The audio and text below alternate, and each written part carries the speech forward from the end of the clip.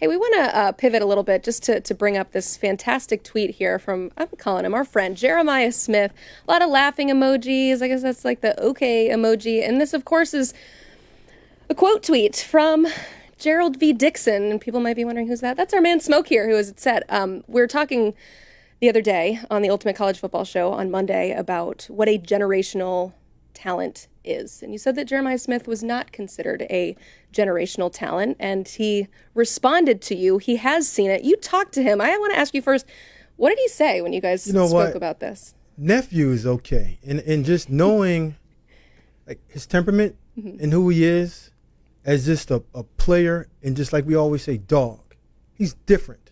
He's wired different. What I said is that all it's going to do is just fuel this monster to be great. But again, I'm going to stand on what I've said. And I think just reading a couple of the replies and what everyone said on Twitter, I stay off of that for the most part. But I do go ahead and reply back to a few that use words like moron and what the heck is he talking about.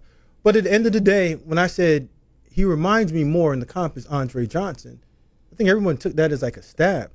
Andre Johnson's a beast. Like, no one wanted to wake that quiet giant up. And when you did, ask Cortland what happened. Ask the NFL what happened. He's just a different guy. But when you talk about Julio Jones, Randy Moss, Megatron, generational talents, they're a different force field. Like, when you go around those guys, it might sound weird, but they don't feel like they're human. When they're ready to say go, that means everybody else get out of the way. Because whatever you want to do and that's your best, it's just not even close to being good enough, because we're just that different. You mentioned some of the feedback that you received online. I feel like you got some feedback when you went out on a limb very early on in the process and named Jeremiah Smith the #1 player in the class. Everyone was saying, a receiver? A receiver shouldn't be a quarterback or an offensive tackle or something like that. What was it like scouting Jeremiah Smith, and where would you put him in this generational conversation? Oh, well, I've had to answer this question a lot over the years, especially, as the lead up to the freshman season and then how things progress, and then obviously him sealing the deal for the Buckeyes there in the college football playoff. I mean, consistently asked about Jeremiah Smith. And all right, is he a generational talent? Let's define generational. I mean, multiple definitions for it. I'll put it like this. This is how I view Jeremiah Smith. I think he's the best prospect of our generation.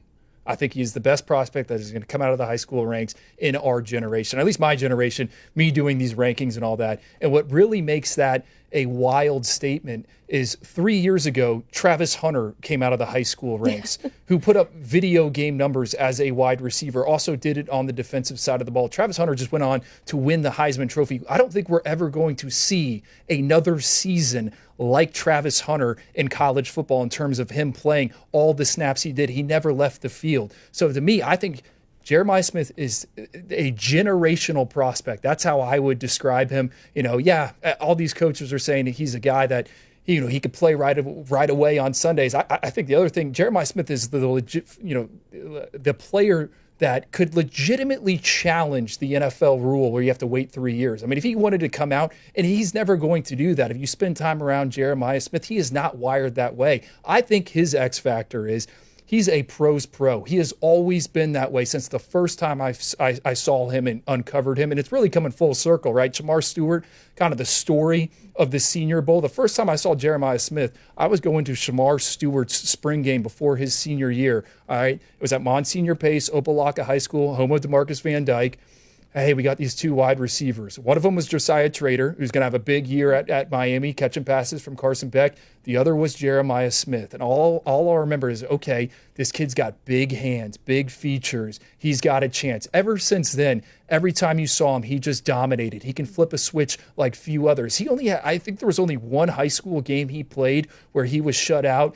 Chaminade Madonna Prep went out to Las Vegas to face Bishop Gorman. Their travel got all messed up. Yeah, Jeremiah Smith didn't produce that game. I remember people were chirping us about his ranking. Well, I think they're going to back down now based on what we saw him do as a true freshman. So to me, Smoke, this is taking a life of its own, the whole generational thing. I think he's a generational prospect because I don't think we're going to see another guy come along like this that is ready to go year one.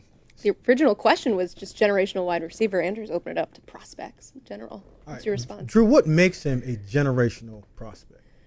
Well, he just won Ohio State the national championship. He just scored, what was it, 16, 17 touchdowns. I mean, has anyone else ever done that? As a freshman, At help Ohio Ohio State. State win a national championship, Maurice Claret. I'm just saying, spend some time around him. The X factor is there. This guy is polished, right? You brought up with Cooper on Monday. What is he gonna run in the 40-yard dash?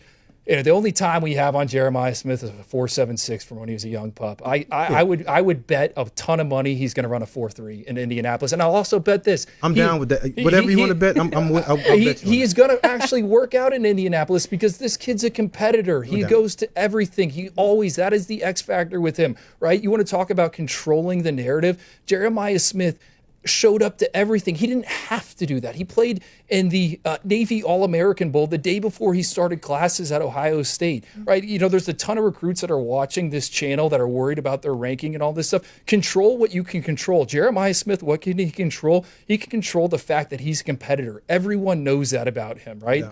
So, speed, is that the knock on him? Yeah, we had those concerns when we were doing the evaluation process. You know what he did? He went out and he won a state title on the 110-meter hurdles and the 300-meter hurdles. Yeah, it's not the 100-meter dash, but you can make a case the hurdles are a lot more difficult than the sprints. That's a technical event. So Strength and endurance. I would Yeah. make that case. Yeah. Strength and endurance. I think he's going to go 4.3 at the combine. I think he's going to run at the combine because that's a guy. It's crazy. It's going to be a long time until we actually get to see him at the combine. But I love that the conversation that you had with him coming out of this was him saying, "Smoke, this is just going to fuel me." He's built different from the mindset. And If anyone what's gonna knows make him this great. kid, like, regardless of if you said generational, I say no, he believes he is that one. It's him. Yeah. So there's no knock on him. But I just really want to know when everyone says generational, just give me your definition of it so we can put everybody into a box. All right. Because I think this thing gets moved a lot.